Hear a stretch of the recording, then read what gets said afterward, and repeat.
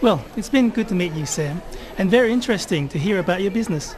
Look, we are having a small dinner for some of our clients and friends after this. Why don't you join us? That's very kind of you. I'll just check with my associate whether they have other arrangements for us. Well, your associate is most welcome to join us too. Thank you. Excuse me. Walter. This is Sam Eriks from Eriks Imports. He has very kindly invited us to a dinner. Yes, would you like to join us? Unfortunately, I have another engagement, but thank you for the invitation. Well, perhaps you could join us after that for a drink. Sounds great. I'll be happy to. Where shall we meet? How about the lounge bar here at about 10? I'll see you then. Excuse me. Lynn, Victor's joining us for dinner. Oh, wonderful. I hope you don't mind. Of course not. You're most welcome. Well, shall we make a move? Would you mind if I just say goodbye to a few people? No problem. We'll see you outside in a few minutes. Okay.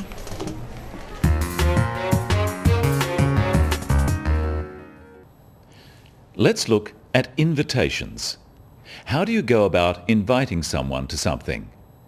How does Sam invite Victor to his dinner? Look, we are having a small dinner for some of our clients and friends after this. Why don't you join us?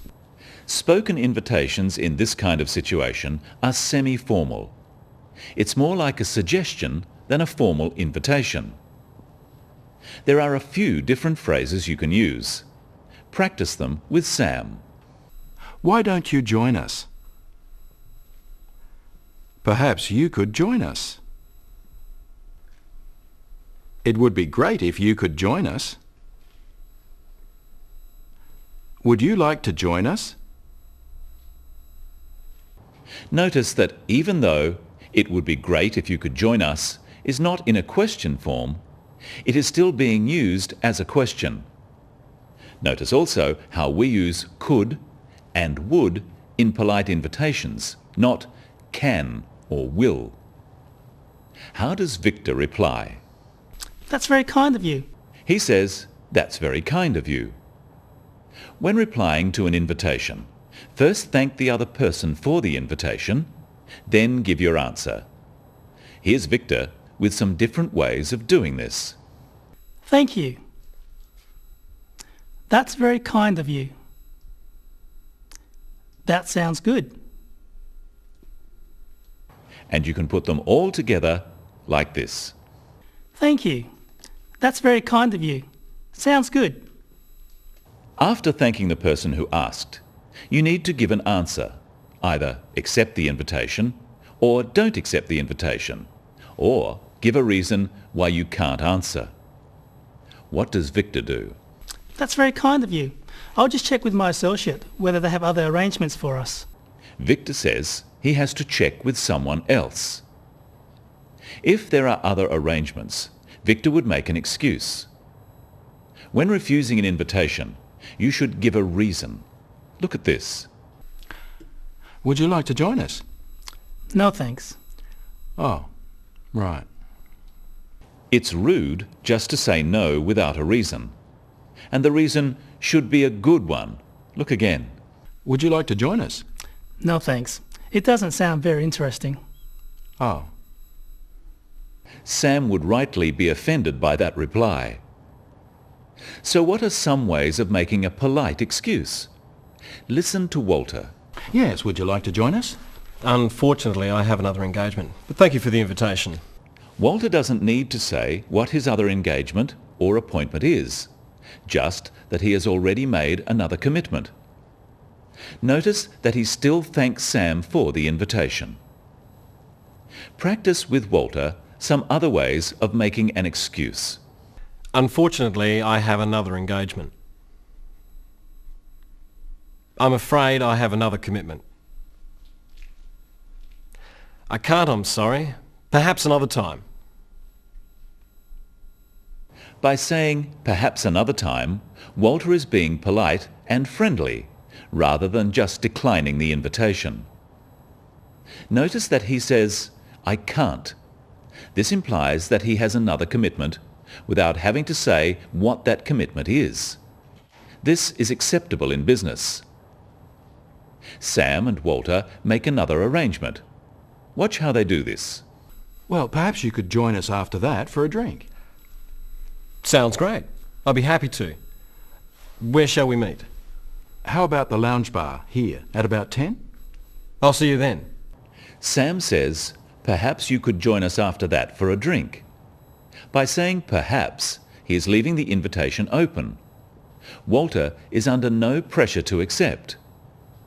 Practice these phrases using perhaps with Sam. Perhaps you'd like to join us later. Perhaps you'd be interested in meeting us for breakfast. Perhaps we could meet later in the week. Notice that Sam says you'd. Perhaps you'd like to join us later. You'd is short for you would. Walter accepts and they make the arrangement. Notice the slightly less formal way Walter accepts. Sounds great. I'll be happy to. Where shall we meet? You can use these simple phrases to accept an invitation. Practice them. That sounds great. Sounds good. I'd love to. I'd be happy to. Walter says, where shall we meet? You can use shall or will. But shall we is a common usage in questions simply because it is easier to say than will we. Shall is also used when asking for or making suggestions. Let's look at how Sam makes the arrangement.